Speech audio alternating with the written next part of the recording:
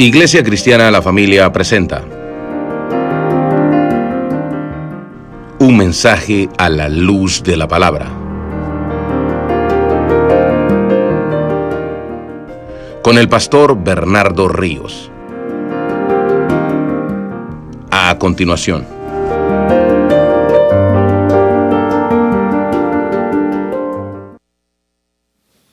Encomendar este tiempo en el Señor, hermanos. Amén.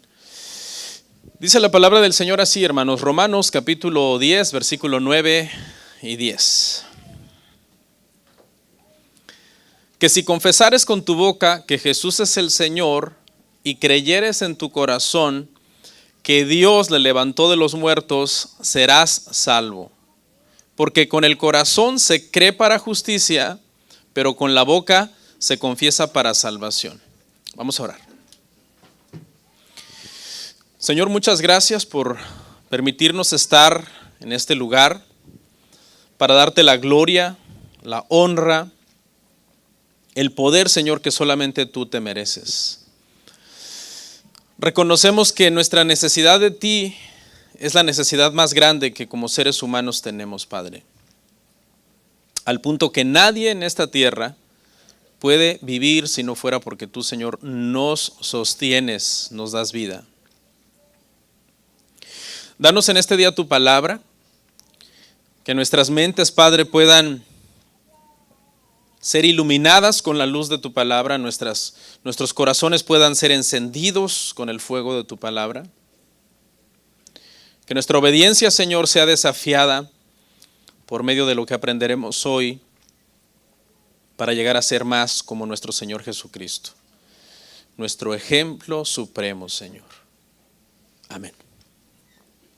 Amén. Pueden sentarse, hermanos.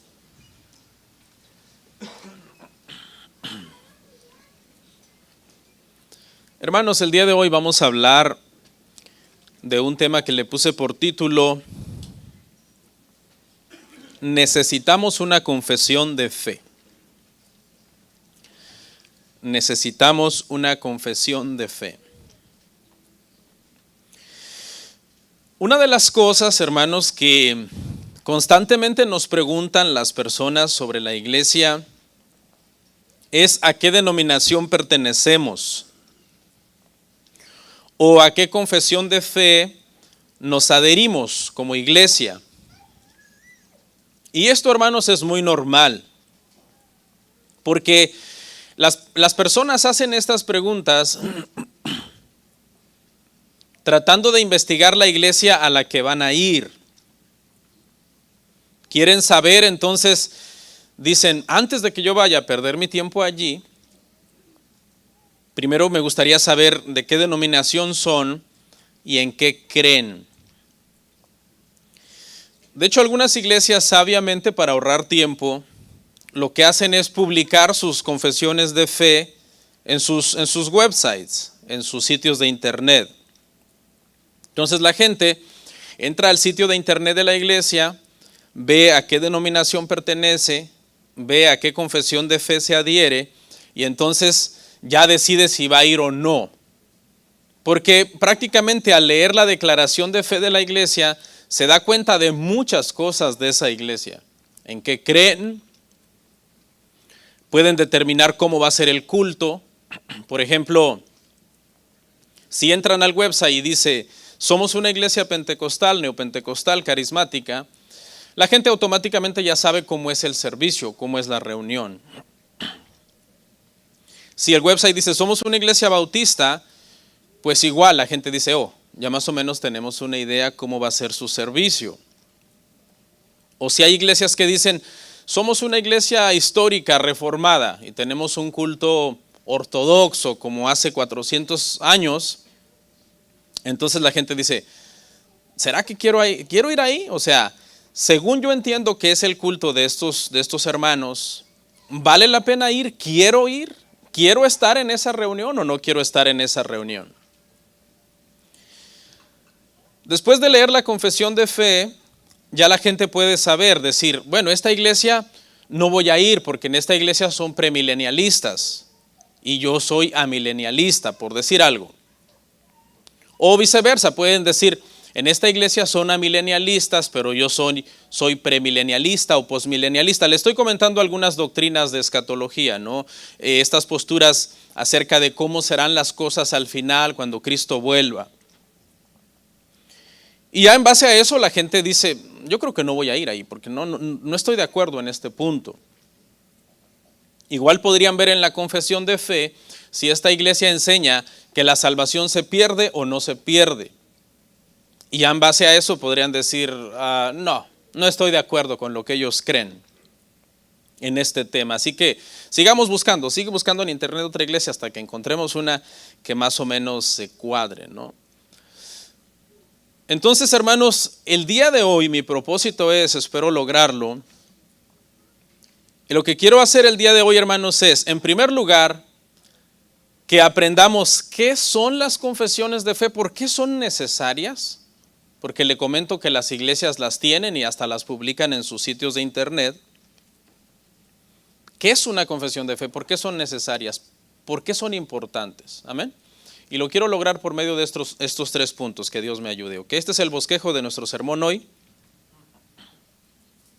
Primero vamos a ver, hermanos, qué es una confesión de fe. Yo sé que muchos aquí no lo sabemos y está bien, no se preocupe. Yo trataré de lo mejor que pueda explicar qué es una confesión de fe. 2, les daré una breve historia de los credos cristianos y de las confesiones de fe, desde que la iglesia nació hasta recientemente. Porque esto siempre ha existido, hermanos. El hecho de que uno diga, no, es que yo no sé nada de eso, no sé nada de credos y de confesiones de fe, eso no significa que no han existido. Eso ha existido desde que la iglesia nació y por 2000 años han existido las confesiones de fe y las iglesias tienen sus confesiones de fe. Y punto 3, ¿por qué necesitamos entonces las confesiones de fe? ¿Ok? Vamos a ver el punto 1, hermanos. ¿Qué es una confesión de fe?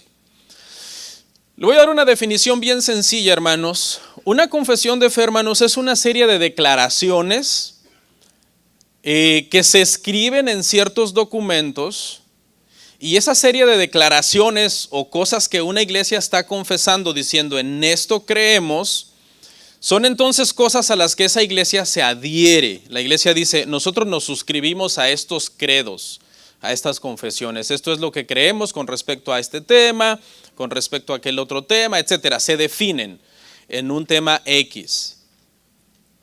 Estas declaraciones, hermano, deben de estar basadas en la Escritura. Es decir, cada vez que una iglesia hace una confesión diciendo, esto creo en este tema, debería de decir, lo creo por esto, y debería de citar las Escrituras. Es decir, lo creo porque las Escrituras dicen en este libro tal cosa, en este otro libro tal cosa, y por eso es que yo creo esto. Están compuestas entonces por estos enunciados que están respaldados por versículos bíblicos y por lo general, por mencionar alguna confesión de fe, por ejemplo, la segunda confesión bautista de fe de Londres de 1689, tiene 32 capítulos, luego cada capítulo está compuesto en párrafos, luego cada párrafo está compuesto por citas bíblicas. Eso es una definición entonces sencilla. ¿Qué es una confesión de fe? Son confesiones escritas en un documento que una iglesia dice esto creemos y luego añade los versículos de por qué lo creen. Hay, hermano, cristianos que no están a favor de las confesiones, y una de las cosas que dicen es que las confesiones atentan en contra de la autoridad de la Biblia. Considero personalmente que esa es una confesión basada en la ignorancia, porque yo creo que nunca han leído una confesión. Todas las confesiones de fe están, hermano, respaldadas por versículos bíblicos. Entonces, hay iglesias que dicen, solo la Biblia, no confesiones. No queremos confesiones de fe acá, sino solo la Biblia. Y la declaración suena bastante noble. ¿Okay? Los evangélicos, los protestantes, somos sola escritura. Creemos en la sola escritura. Amén. Pero muchas veces, hermano, aquí hay un mal entendimiento, porque las confesiones de fe, escuche, las confesiones de fe no están tratando de hacer a las personas que crean algo que primero la Biblia no les manda a creer. Es decir, la confesión de fe lo que está haciendo es solamente definir algo que la Biblia ya de por sí te está mandando a creer.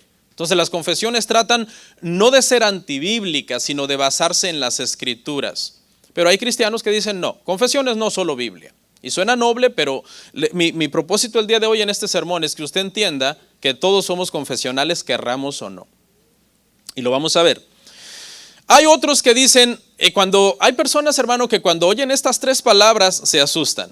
Dicen, la palabra credos, confesiones y catecismos me asustan, dicen muchos protestantes, porque eso me huele a Roma, dicen.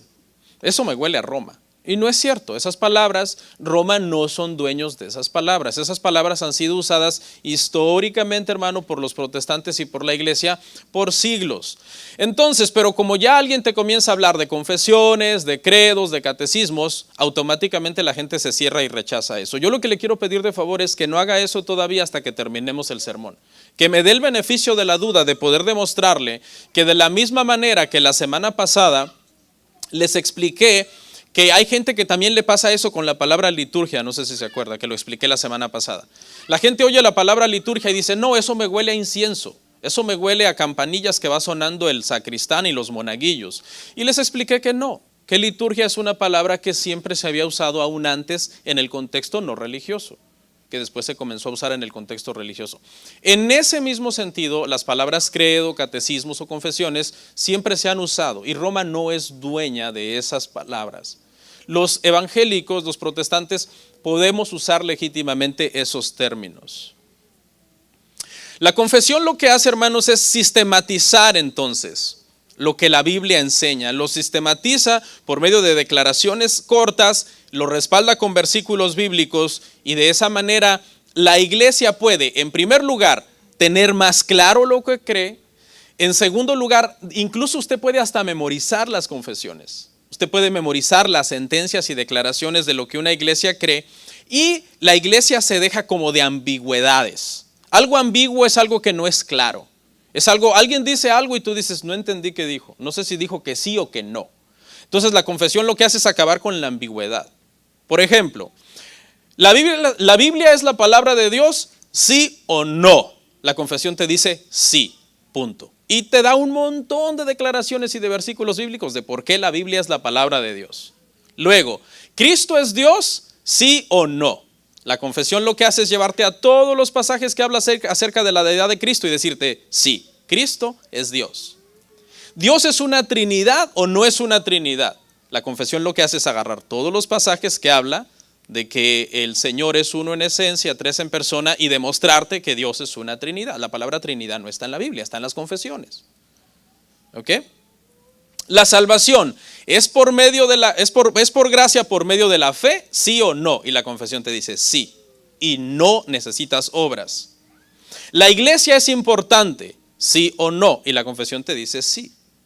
Dios creó al principio varón y hembra, sí o no. Y la confesión te dice sí. Dios solo creó varón y hembra, no hay más. Cuando Dios une al hombre y a la mujer, ¿es la voluntad de Dios que el hombre sea la cabeza o que la mujer sea la cabeza? Y la confesión te dice, la voluntad de Dios es que el varón sea la cabeza. La confesión lo que quiere es acabar con las controversias y dejar claro lo que se cree. ¿Ok? Entonces, mire, vamos a ver una cita aquí. Primera de Timoteo, capítulo 3, verso 14 y 15. Primera de Timoteo 3, 14 y 15.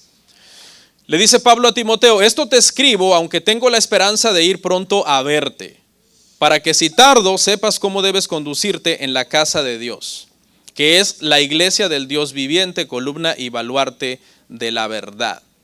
En este pasaje, hermanos, se le llama a la iglesia columna y baluarte de la verdad. Es decir, Cristo le ha confiado, hermanos, a la iglesia la verdad, pero para eso la iglesia tiene que entonces definir bien qué es lo que cree. Nosotros no deberíamos de ser ambiguos. Si a alguien no le gusta, pues está bien, que busque otro lugar donde creen como él piensa, pero la iglesia no debería de ser ambigua, porque si tratamos de decir, digámosle a este que creemos como él para que no se vaya, digámosle a este otro que creemos como él para que no se vaya, entonces estaríamos como tratando, hermano, de agradar a todos y no agradando a nadie al mismo tiempo. Entonces hay temas, usted sabe, hay diferentes corrientes teológicas en el cristianismo, hermano, eso es una realidad, ¿ok? Eso es una realidad. No todas las iglesias estamos en la misma postura en bastantes temas, en escatología, en el tema de si la salvación se pierde o no se pierde, En el tema, hermano, por ejemplo, del matrimonio, hay gente que cree que el matrimonio tiene que ver con muchas cosas culturales y no se basan muchas veces en las escrituras. Pero la iglesia, dice este pasaje, que fue llamada a ser columna y baluarte de la verdad, es decir, recibir la verdad y protegerla y sostenerla y ver por ella. ¿Ok? Un edificio, cuando se le quitan las columnas principales, que son las que la sostienen, pues va a colapsar. ¿Okay? La iglesia es como esa columna que debe de estar sosteniendo la verdad para que no colapse. Para que no colapse en este caso el mundo, ¿no? Porque el mundo pues el mundo no vive conforme a la verdad de Dios. La iglesia tiene que definir, esto es verdad, esto creemos y esto sostenemos y esto defendemos. ¿Quiénes se suscriben a una confesión de fe, hermanos? ¿Quiénes? Todos nos suscribimos en alguna manera a una confesión de fe. Incluso el que diga, yo no creo en ninguna confesión de fe, esa es su confesión de fe. Es decir, su confesión de fe es ser no confesional. Usted ya tiene una confesión de fe. Le voy a dar unos ejemplos. Por ejemplo, si le pregunto a uno de ustedes, hermano, el día de hoy, les voy a demostrar a varios de ustedes que a lo mejor dicen, no, yo no tengo ninguna confesión de fe. Le voy a demostrar que sí. Número 1, si yo le pregunto a usted, dígame, ¿qué es una Biblia? Lo más seguro es que alguno de ustedes se pare y me diga, una Biblia es este libro que tengo aquí en mi mano. Tiene 66 libros, es la palabra de Dios y va desde Génesis hasta Apocalipsis. Entonces, usted ya está siendo confesional. Porque usted está confesando que cree en la Biblia que definió el protestantismo. No cree en la Biblia que definió el catolicismo. Porque la Biblia que definió el catolicismo tiene 73 libros. ¿Ok? Tiene otros libros que nuestra Biblia no tiene. ¿Sí ve? Usted ya es confesional en un sentido. De hecho, el primer tema de todas las confesiones protestantes es definir qué es la Biblia. Y lo primero que hacen es definir que la Biblia tiene 66 libros. 39 en el Antiguo Testamento y 27 en el Nuevo Testamento. Alguien diría, qué fácil está esta confesión porque el primer tema es tan sencillo. Si eso yo ya lo sabía desde que iba a la escuelita bíblica cuando era niño. No, es que lo que la confesión está tratando de hacerte es apartarte de otras Biblias que tienen más libros. Apartarte de los deuterocanónicos, que aunque son considerados libros históricos, no son considerados la palabra de Dios. Yo creo que nadie de ustedes hoy trae una Biblia con el libro de Macabeos. Quizás sí en su app, ¿no? En las apps, pero de papel. ¿Alguien trae una Biblia que tenga el libro de Macabeos? No sé, a lo mejor hay alguien por ahí, ¿no? Que la trae. Sería extraordinario, pero es posible. Pero por lo general creo que no. ¿Y sabe por qué? Porque para usted Macabeos no es la palabra de Dios. Porque si Macabeos fuera la palabra de Dios, ¿usted qué haría? Usted compraría una Biblia que tenga Macabeos. Primera, segunda de Macabeos. Entonces, si ve, usted ya es confesional, nada más que usted no lo sabía. 2. Ejemplo 2. Si yo preguntara, hermanos, a uno de ustedes o a nosotros, alguien nos preguntara, ¿quién es Cristo? Pues lo más seguro es que diríamos, Cristo es el Hijo de Dios, verdadero Dios y verdadero hombre. Tiene todos los atributos del Padre y tiene los atributos también de los seres humanos. ¿Ok? Pero si le preguntáramos a un testigo de Jehová, ¿quién es Cristo? ¿Qué nos diría? Cristo fue solo un hombre más. ¿Ok? Si ve, ya usted está confesando, usted está haciendo una confesión que usted no es testigo de Jehová. En primer lugar, cuando dijo qué Biblia trae, usted está diciendo, yo no soy católico romano. Yo tengo una confesión de fe protestante, mi Biblia es protestante. Cuando estamos tratando de definir a Cristo, usted me está diciendo que usted no cree igual que los testigos de Jehová. Usted cree que Cristo es Dios. Ahí usted ya tiene otra confesión de fe. No la tiene escrita, repito, pero ya la tiene. 3. ¿Cuántos acá, hermanos, creemos en la Trinidad? Bueno, supongo que todos creemos en la Trinidad, porque de hecho una iglesia no puede aceptar de miembro, una iglesia protestante, evangélica, ortodoxa, no puede aceptar de miembro a alguien que no cree en la Trinidad. No, o sea, no puedes hacer eso. Tienes que aconsejarle que se busque una iglesia unitaria donde no creen en la Trinidad. Ok, ¿dónde está la palabra Trinidad en las Escrituras? Sabemos que no está. ¿De dónde la sacamos? De las confesiones, de los credos históricos que buscaron una palabra que mejor definiera a Dios. Y encontraron esta palabra y dijeron, la palabra Trinidad es la que mejor define a Dios porque es una palabra compuesta por tri, 3 y unidad, 1. ¿Ok, hermanos? Entonces, ¿de dónde sacamos esto? Dije, hermano, de las confesiones de fe. De ahí lo sacamos, de las confesiones de fe. Y ejemplo 4, usted alguna vez ha escuchado esta frase, y yo sé que la hemos escuchado porque yo la he dicho muchas veces, y creemos en esta frase.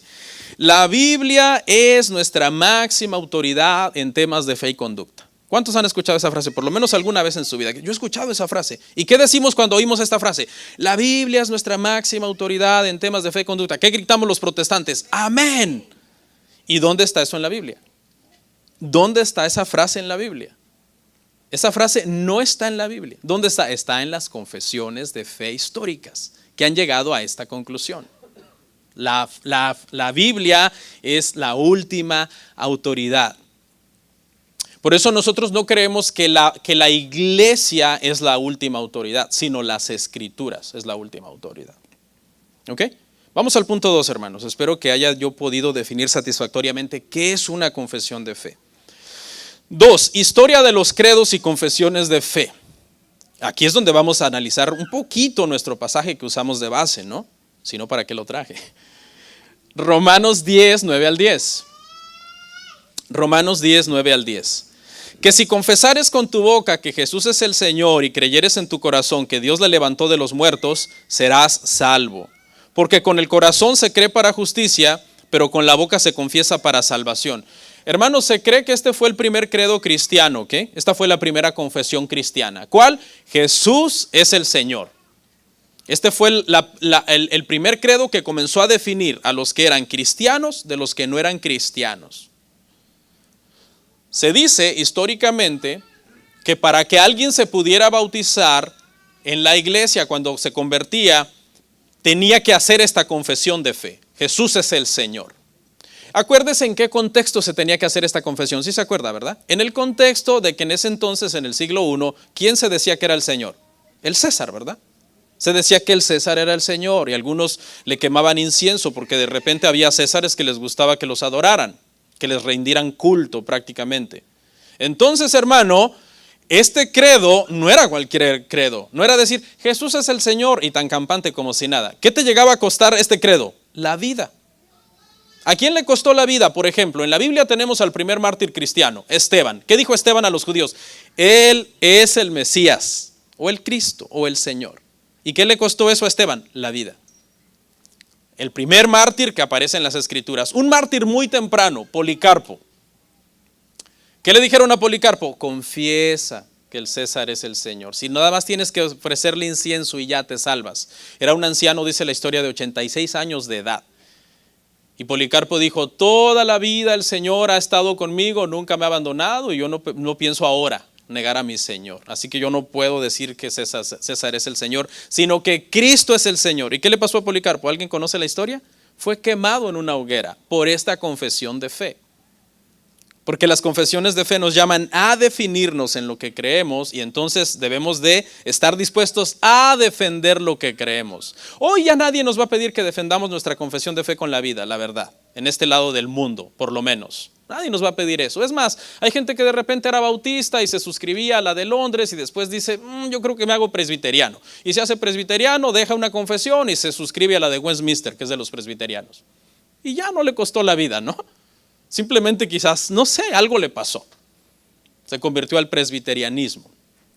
Pero en aquel entonces este primer credo, hermano, le costaba la vida a los hermanos. ¿Ok?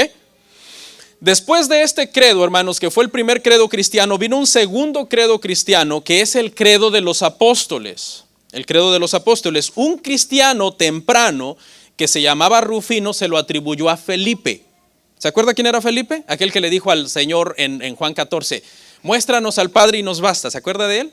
Que el Señor le dijo a Felipe, Felipe, tanto tiempo he estado con vosotros y no me conocéis. Rufino, un cristiano temprano de la iglesia cristiana, decía que Felipe había sido el autor del credo de los apóstoles. Hay otros eruditos por ahí que dicen que no se tiene claro bien quién escribió el credo de los apóstoles. Pero el credo de los apóstoles era también una serie de confesiones de fe, de declaraciones de fe, que los cristianos tenían que creer antes de bautizarse también. Aparte de ya creer Jesús es el Señor, los credos comenzaron a ir extendiendo y diciendo, no, es que también es necesario declarar esto, también es necesario declarar esto, porque entre más específico seas en cuántas cosas estás declarando, más te distingues de los grupos heréticos. de los grupos que no creen esto. ¿Ok? Por ejemplo, se los leo rapidito. El credo de los apóstoles dice así. Yo lo leo, usted lo escucha y después lo investiga, lo puede estudiar a fondo. Hay hasta exposiciones exegéticas de este credo. Creo en Dios Padre Todopoderoso, Creador del cielo y de la tierra, y en Jesucristo su Hijo unigénito, Señor nuestro, que fue concebido por el Espíritu Santo, nació de la Virgen María, padeció bajo Poncio Pilato, fue crucificado, muerto y sepultado. Descendió a los infiernos, al tercer día resucitó de entre los muertos, ascendió a los cielos y está sentado a la diestra de Dios Padre Todopoderoso. Desde allí ha de venir a juzgar a vivos y muertos. Creo en el Espíritu Santo, la Santa Iglesia Universal, la comunión de los santos, el perdón de los pecados, la resurrección del cuerpo y la vida eterna. Amén.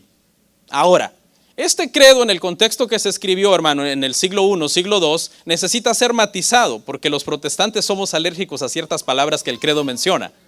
Entonces necesitamos matizarlo porque si no, ahorita se asustan y se van.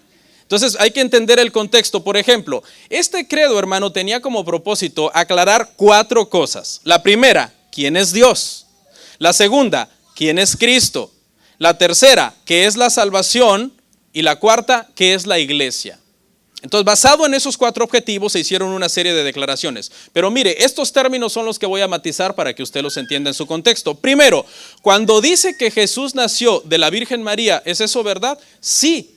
Porque cuando María dio a luz, nunca había tenido relaciones con otro hombre, por tanto era virgen. Pero no lo entienda usted que siguió siendo siempre virgen, porque eso nosotros los protestantes no lo creemos. Pero yo la primera vez que le dije a un protestante, Cristo nació de la Virgen María, se asustó. Me dijo, ¿cómo? Nosotros no creemos en la Virgen María. Le digo, es que no te estoy hablando del culto a María. Te estoy hablando de un hecho. Cuando María se embarazó fue del Espíritu Santo y cuando dio a luz era virgen. ¿O no era virgen? Porque si usted dice no, María no era virgen cuando nació Jesús, entonces usted está cometiendo un acto herético. Usted está diciendo que María ya había tenido relaciones con otro hombre antes y no es cierto.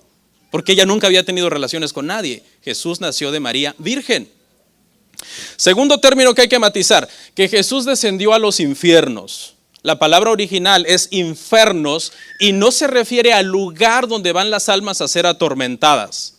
Hay movimientos protestantes que basados en el credo apostólico y en un pasaje de Pedro que ellos tuercen, enseñan que Cristo fue al infierno a quemarse por nuestros pecados. Que esa fue la manera en que nos salvó de nuestros pecados, Él yendo al infierno a quemarse por nuestros pecados. Eso es un error. Pedro no habla de eso, un día vamos a ver ese pasaje. Y número 2, la palabra latina aquí, infernos, en este momento en que se está escribiendo el credo, solamente se refería a los lugares más bajos, no al lugar donde las almas son atormentadas. Y el otro término que hay que matizar es el término universal, cuando dice yo creo en una sola iglesia universal. Porque cuando oímos universal, ¿qué viene automáticamente a nuestra mente? Muchas veces, católica romana. Y aquí no habla para nada de la Iglesia Católica Romana, sino de los santos, de los salvos, de aquellos que por la fe en Cristo han sido salvados a lo largo de toda la historia. Universal quiere decir aquí la iglesia de todos los tiempos, en todos los lugares, por medio de la cual han venido a Cristo las personas y han sido salvos. ¿Amén, hermanos? Ok, rapidito. Un tercer credo cristiano, hermanos, un tercer credo cristiano. Rapidito, el credo niceno, año 325, se levantó un tal Arrio, hermanos, a poner en tela de juicio la divinidad de Cristo, a decir, Cristo es muy importante, es un ser muy especial, pero de ahí a que sea divino, quién sabe. Entonces se hizo un concilio en Nicea en el año 325 para definir entonces quién era Cristo, definamos quién es Cristo, porque Arrio estaba confundiendo a la iglesia. Y le leo el credo niceno, rapidito. Creemos en un solo Dios, Padre Todopoderoso, Creador del cielo y de la tierra, de todo lo visible y lo invisible. Creemos en un solo Señor Jesucristo, el unigénito Hijo de Dios, engendrado del Padre antes de todos los siglos, Dios de Dios, luz de luz, verdadero Dios de Dios verdadero. Quien por nosotros los hombres, me salté una parte, engendrado, no creado, de la misma naturaleza del Padre, y por quien todo fue hecho. Quien por nosotros los hombres y por nuestra salvación bajó del cielo y por el Espíritu Santo fue encarnado de María la Virgen y fue hecho hombre y por nosotros fue crucificado en tiempos de Poncio Pilato. Padeció y fue sepultado y resucitó al tercer día conforme a las Escrituras y ascendió al cielo y está sentado a la diestra de a la diestra del Padre, y de nuevo vendrá con gloria para juzgar a los vivos y los muertos, y su reino no tendrá fin. El credo niceno lo que hizo fue seguir definiendo, que sigamos definiendo. En primer lugar, Cristo no es creado, Cristo es engendrado. ¿Y qué quiere decir ese término? Bueno, es un término teológico que quiere decir que Cristo es de la misma naturaleza del Padre, que los atributos del Padre están en el Hijo, pero al mismo tiempo era un hombre también, ¿ok? Entonces se declara todo esto, vienen concilios más adelante en Calcedonia, en Constantinopla, donde se lidia con quién es el Espíritu Santo, qué significa que Cristo es engendrado, y poco a poco históricamente, hermanos, se fueron definiendo varias controversias. Los concilios venían, hermano, para poner fin a una controversia teológica cuando surgía una duda. ¿Quién es el Espíritu Santo? ¿Es Dios? ¿Es una persona? Por ejemplo, en el concilio de Nicea se llegó a estas conclusiones. Número 1, Cristo es Dios, es divino, le dijeron a Arrio. Arrio, ¿tienes dudas si Cristo es divino o no? Es divino, por la Escritura, te lo podemos probar. Número 2, no fue creado, no, fue engendrado. Y ese término, ya les dije, obviamente tampoco significa creado, ¿no? Ese término no significa creado, sino que significa de la misma sustancia del Padre. Número 3, tenía un cuerpo humano, porque nació ¿de quién? De una mujer. Tenía un cuerpo humano, porque los gnósticos llegaron a decir parecía, pero no era humano. Entonces Juan, el apóstol Juan, escribe y dice: lo que vieron nuestros ojos, lo que palparon nuestras manos tocante al verbo de vida es lo que les anunciamos. Precisamente porque tenía en mente al gnosticismo, que estaba negando la humanidad de Cristo. Después de este concilio, hermano, hubo otros 6, ahí usted los investiga, yo los traía pero lo quité porque es mucha información. Hubo otros 6 concilios, entonces junto con el de Nicea de 325 hasta el último concilio de 787, me parece que fue Constantinopla II, fue Niceno tercero, 787. Hubo 7 concilios que se les llama concilios ecuménicos, y esta es otra palabra que nos da alergia, ecumenismo, ¿no? Pero ecuménico, lo único que significaba en este contexto, cuando todo esto fue aceptado, es que era aceptado por todos los cristianos de aquella era. Eso es lo que significa. Que en esos 7 concilios se definieron cosas que todos los cristianos hemos aceptado a lo largo de la historia. Incluso después que nos separamos de Roma, seguimos diciendo, creemos en el concilio de Nicea, creemos en el concilio de Calcedonia, creemos en el concilio de Constantinopla, creemos en el concilio de Éfeso. ¿Por qué? Porque se definieron verdades. Y alguien diría, pero es que eso también lo cree la Iglesia Católica. ¿Y qué? Lo puede creer el diablo. Mientras sea una verdad, recuerde esto, la verdad, toda verdad es verdad de Dios, ¿sí o no? Toda verdad es verdad de Dios. Por ejemplo, si el diablo viniera y me dijera, Bernardo, esta es tu Biblia, yo le diría, sí, esta es mi Biblia. Me está diciendo la verdad. ¿Sí? Toda verdad es verdad de Dios, hermano. ¿Ok? Entonces, esos 7 concilios que les hablé, les estoy hablando de credos históricos y les estoy demostrando históricamente y con las Escrituras que tener una confesión de fe es bíblico. Y les voy a enseñar por qué es necesario entonces. Pero antes de eso le voy a hacer un recorrido rapidito de las confesiones históricas. Me parece que hice una lámina. Protestantes, ahí está, rapidito. Mire, la Reforma surgió en 1517. Salimos los protestantes de Roma e inmediatamente los protestantes, ¿qué hicimos? Comenzar a definir qué creemos. Porque si ya no somos católicos romanos, ahora definamos qué creemos. Y mire, la primera, 1530, la Confesión Luterana de Augsburgo. Solo 13 años después de la Reforma, porque la Reforma fue en 1517. En 1644, la primera Confesión Bautista de Londres. En 1646 al 47, la Confesión Presbiteriana de Westminster. En 1685, la Declaración de Fe y Orden de Saboya, que eran para puritanos. 1689, la Segunda Confesión Bautista de Londres, que fue la última que acabamos de estudiar. Rapidito, ¿sí? Ya le hablé credos y confesiones de fe antes de la Reforma y ahora credos y confesiones de fe después de la Reforma. Y ahora sí, llegamos a la parte que es el clímax, creo yo, o por lo menos eso espero. 3. ¿Por qué necesitamos las confesiones de fe? ¿Por qué necesitamos las confesiones de fe? Y le voy a dar en esta parte 5 razones. ¿Ok? 5 razones de por qué necesitamos las confesiones de fe. Cuando llegamos a la quinta, descanse, respire porque estamos terminando. Número 1, sirven para declarar y defender la verdad. Ahí está en la pantalla, que les gusta tomar notas, o ahí lo ve en YouTube y le hace un screenshot para que se quede toda esta información. Segunda de Timoteo 1:13, retén la forma de las sanas palabras que de mí oíste, en la fe y amor que es en Cristo Jesús. La iglesia debe retener entonces la forma de las sanas palabras del evangelio. Contender ardientemente por la verdad es bíblico. Judas 3, la fe que una vez ha sido dada a los santos, debemos retenerla, contender ardientemente por ella. ¿Qué hacen las confesiones entonces? Definir de una forma más sencilla temas que son un poco complejos de entender. Así cuando simplemente estamos leyendo la Biblia, la confesión te lo define y entonces tú dices, ya tengo más claro qué creo, por lo tanto ya tengo más claro qué voy a defender. Porque cuando tú no sabes lo que tú crees, ¿qué estás defendiendo? Estás defendiendo quizás, como dicen en el debate, un mono de paja, un straw man. Algo que ni es un argumento. Alguien ni te está dando un argumento, ni estás dando un argumento, ni estás defendiendo un argumento. Estás defendiendo un error. Pero cuando tú defines lo que tú crees, mire, por ejemplo, hermano, el típico debate de la Trinidad contra los testigos de Jehová. El típico debate contra los unitarios. Los unitarios creen que nosotros creemos en 3 dioses. Y nos toman a tontos. Dice, ay, pobres protestantes tontos, creen en 3 dioses. Y tú debates con él y dices, para empezar, yo no creo eso. Cuando usted vaya a debatir la Trinidad con alguien, primero dígale, defíneme Trinidad. Primero, defíneme Trinidad. Cuando él te define Trinidad y te da una definición que no es de la Trinidad, entonces tú le dices, yo no creo eso. Ni siquiera puedo debatir contigo porque tú ni me estás diciendo lo que yo creo. Yo no creo eso. No me puedo poner a atacar un punto que tú crees que yo creo, si eso no es lo que yo creo. Eso es algo muy, muy común. La responsabilidad de la iglesia, entonces, hermanos, es proclamar, defender la verdad, pero para eso hay que definir la verdad. Para que podamos ser retenedores fieles de las Escrituras, hermano. Conocer las Escrituras. Razón número 2. Sirven para evaluar a los ministros de la palabra. Sirven para evaluar a los ministros de la palabra. Segunda de Timoteo 2:2. Lo que has oído de mí ante muchos testigos, esto encarga a hombres fieles que sean idóneos para enseñar también a otros.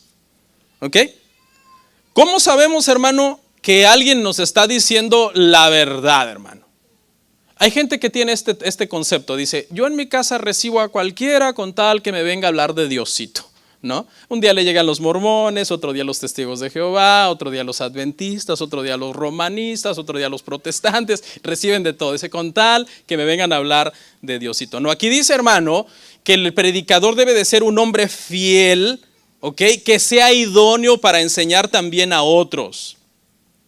Le doy un ejemplo. Por ejemplo, hay varias confesiones históricas que yo respeto mucho.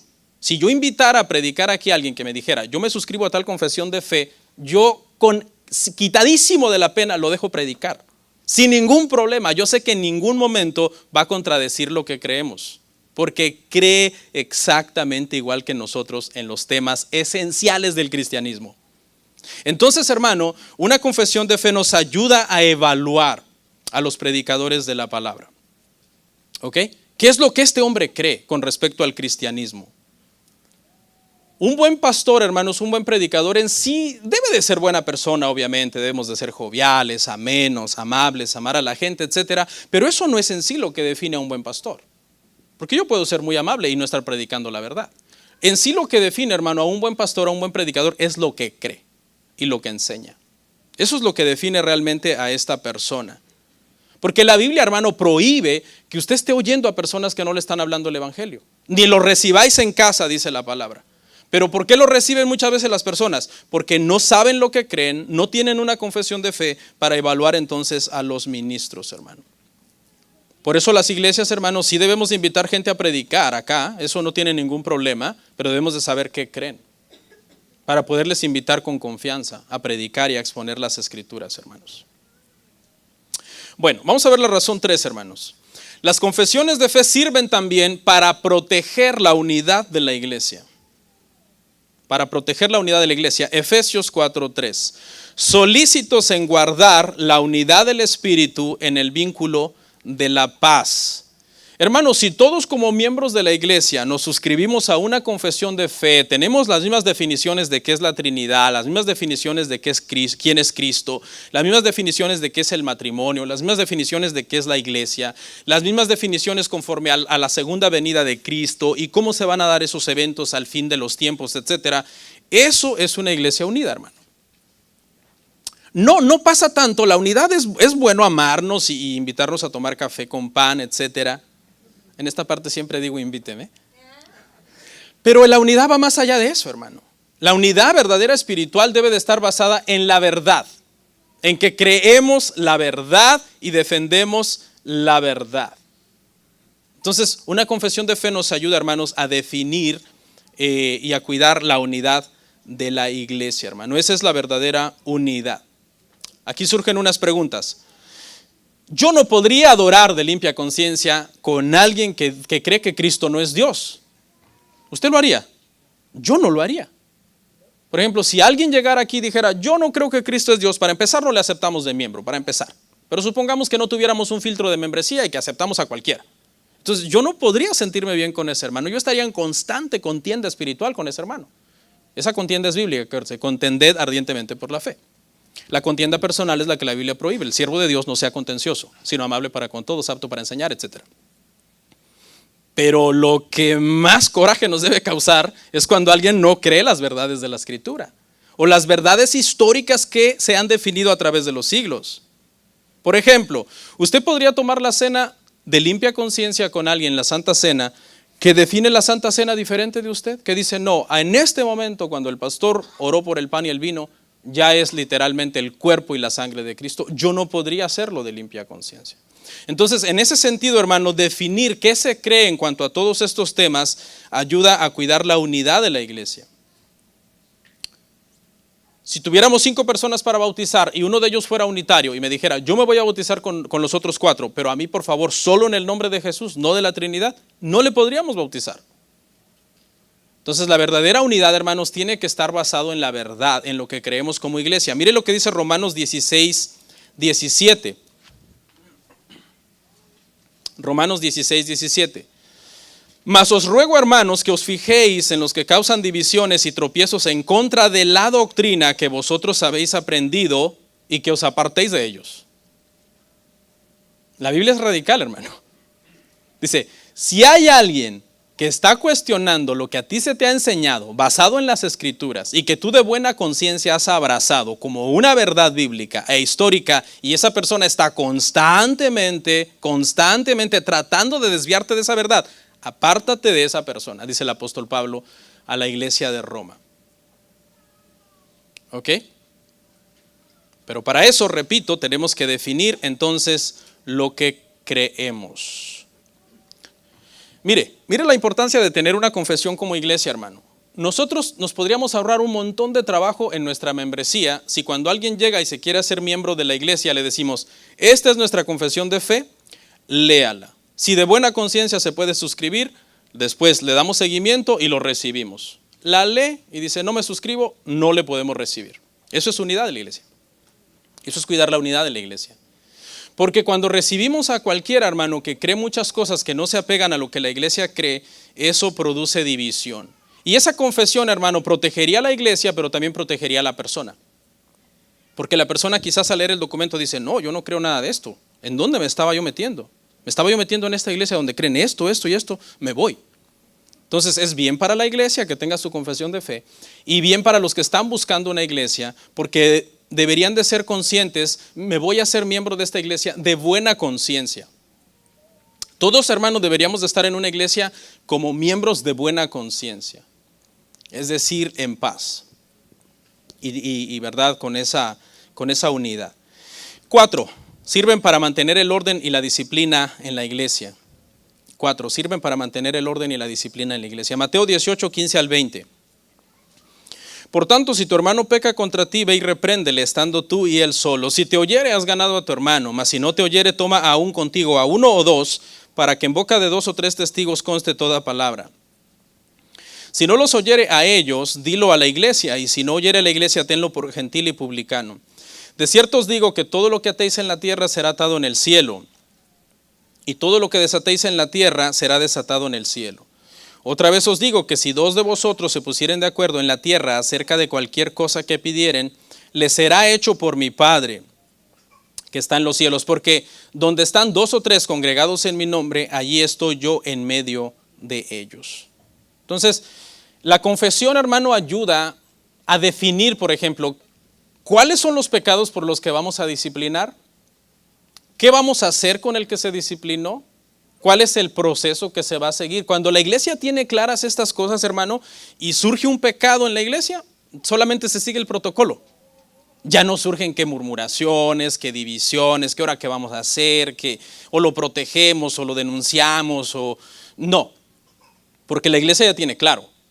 La iglesia ha sido clara en decir, nosotros cuando algo pasa que es de este carácter o de esta situación, así es como procedemos.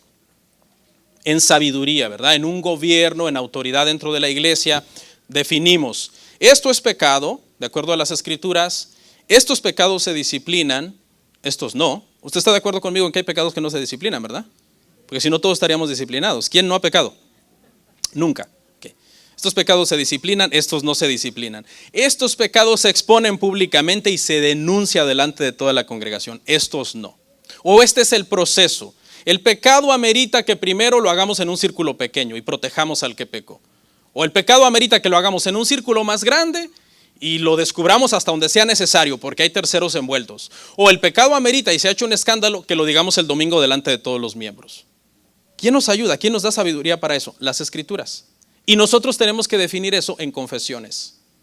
Entonces eso nos ayuda, hermano. Es muy feo cuando una iglesia predica contra el pecado y cuando el pecado sucede la iglesia no hace nada. Eso es ser como incongruentes, ¿no? No estamos siendo realmente coherentes. El pecado, esto, lo otro. Y cuando alguien peca, ay, cuidado, no le digamos nada. Y eso pasa muchas veces cuando las iglesias no han definido qué se va a hacer en ciertos casos, hermano. Y número 5, sirven para darnos un sentido de continuidad histórica. Las confesiones de fe nos dan un sentido de continuidad histórica. ¿Cómo sabemos que nosotros no somos una secta, hermanos? Bueno, para los católicos sí lo somos, ¿no? Pero nosotros, ¿cómo usted puede estar de limpia conciencia en una iglesia protestante sabiendo? Usted dice, muchas veces nosotros los protestantes señalamos fuerte a las sectas, ¿verdad? Uy, yo nunca sería testigo de Jehová, Dios me guarde. Nunca sería mormón, qué creencias tan extrañas tienen, ¿no? O adventista, o cualquier otra secta judaizante, ¿no? Sí, pero recuerde que para otros usted está en una secta, para otras gentes usted está en una secta. ¿Cómo sabemos que no somos como una anomalía histórica?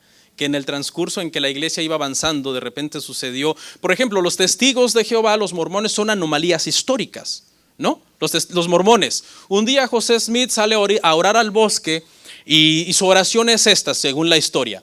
José Smith sale a orar al bosque y le dice a Dios, Dios, ¿a qué iglesia quieres que yo vaya de todas estas iglesias que están aquí en la ciudad? Y según él, Dios le habla, o un ángel le habla y le dice, no vayas a ninguna, siervo mío, porque todas se han corrompido. Ve y forma una nueva iglesia y yo te daré otro testamento de Jesucristo. Sabemos que eso es, hasta contradice la Biblia claramente, ¿no? Si aún un ángel os anunciara otro evangelio sea anatema. Y exactamente lo que la Biblia prohíbe es lo que José Smith hizo. Y cualquiera diría, nadie va a seguir esa locura, son millones. ¿Ok? Entonces, ¿cómo sabemos, hermano? Las confesiones de fe nos dan raíces históricas. Nos dicen, hey, nosotros creemos en el primer credo cristiano. ¿Cuál fue el primer credo cristiano? ¿Jesús es qué? El Señor. Hermanos, después de las fiestas quedan así como muy exprimiditos. ¿Por qué? Nosotros creemos en el credo apostólico. Los protestantes creemos en el credo apostólico. Los protestantes creemos en el credo niceno. Los protestantes creemos en el credo de Calcedonia, donde se definió quién era el Espíritu Santo. Ok, entonces todo eso a nosotros nos da raíces históricas. Obviamente los romanistas van a venir y nos digan, esos concilios son nuestros. No son de ustedes, porque ustedes no son dueños de la verdad. Si ahí se definió algo que es verdad y punto. Yo lo creo también. ¿Ok? Pero eso es lo que a nosotros las confesiones de fe nos dan, esas raíces históricas. Dos cosas usted debe saber de las sectas. Las sectas, en primer lugar, hermano, son grupos que hacen énfasis en un tema, y no anuncian todo el consejo de Dios. Segundo lugar, las sectas casi siempre dicen que son descubridores de una verdad que la iglesia no había visto por 2000 años. Cuando usted oiga a un predicador decir, lo que les voy a enseñar ahorita, nadie lo ha enseñado nunca jamás, porque es una revelación nueva que a mí Dios me dio, escape por su vida. Eso es una secta, hermano. Ahora resulta que los grandes gigantes de la fe, los apóstoles, los padres de la iglesia, los puritanos, los reformadores no lo vieron. Y tú sí lo viste. No. Entonces tengamos mucho cuidado con eso, hermano. Cada vez que alguien diga, yo tengo una nueva revelación que Dios me dio, lo que voy a predicar, nadie lo ha predicado jamás, cuidado. Las sectas, hermano, una clásica de las sectas es que las sectas, hermano, no conocen la historia de la iglesia. No conocen la historia de la iglesia y no creen en confesiones. Son alérgicas a la historia de la iglesia y alérgicas a los credos históricos de la iglesia y a las confesiones de la iglesia. Por ejemplo, si usted le dice a un testigo de Jehová, pero entonces tú estás en contra del credo niceno, que demostró con la palabra que Cristo es Dios, ¿qué te va a decir? Claro que sí, yo no creo en el credo niceno. Porque ellos están aferrados que Cristo no es Dios. Entonces, esto es bien importante, hermano. Cuando una iglesia no tiene raíces históricas fuertes, ¿sabe qué pasa? Muchos protestantes están dejando el protestantismo y haciéndose católicos romanos. Muchos, tengan mucho cuidado. Hasta escribieron un libro ahorita que se llama El Éxodo. Un apologista protestante escribió un libro que se llama El Éxodo. Y está porque la gente cuando ya se pone a estudiar la historia de la iglesia, se queda, pero entonces, ¿qué soy? Y no saben definirse qué son. Sus denominaciones son nuevas, tienen 100 años, creen un montón de cosas antibíblicas, etcétera, y acaban confundidos. Pero es muy importante que entendamos nosotros entonces, hermano, que el Espíritu Santo, ¿cuándo comenzó a revelar cosas a la iglesia? Ahorita en el siglo que estamos, ¿no? Desde el siglo I. Nosotros tenemos que estudiar las Escrituras y estudiar lo que la iglesia cree, sentados prácticamente sobre los hombros de esos grandes hombres de Dios que han definido estas cosas desde generaciones, hermano, pasadas. Es muy importante. ¿Podemos hacer nuestro propio quehacer teológico? Claro. Yo puedo ponerme a estudiar teología y doctrina y tratar de profundizar en un tema. Pero no puedo decir, ¡ay, encontré algo nuevo! Eso no lo puedo hacer. No. Y ese es el problema de las sectas, que creen que han encontrado algo nuevo, precisamente porque no conocen la historia de los credos de la iglesia, las confesiones de fe histórica, y no se adhieren a ninguna confesión histórica de fe. Por último, entonces, en resumen, una iglesia sin una confesión de fe es como un barco en el mar. Se mueve para donde las olas lo lleven. No se ha definido varios temas esenciales del cristianismo. No sabe cómo diferenciar a un pastor de un lobo. ¿Creen en los apóstoles? Hágame favor. Hermano, si alguien dijo por ahí, ¿cómo sé que un apóstol es falso? Si dice que ese apóstol es falso. No sabe cómo mantener el orden y la unidad de la iglesia. Es un caos, la iglesia es un caos. El servicio es un caos. El pecado sucede y no hay disciplina, no hay orden. No tiene raíces históricas profundas en su fe. Por eso la iglesia necesita una confesión de fe. Oremos.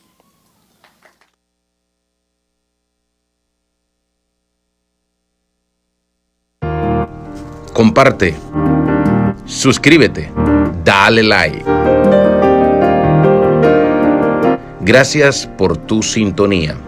Hasta la próxima. Bendiciones.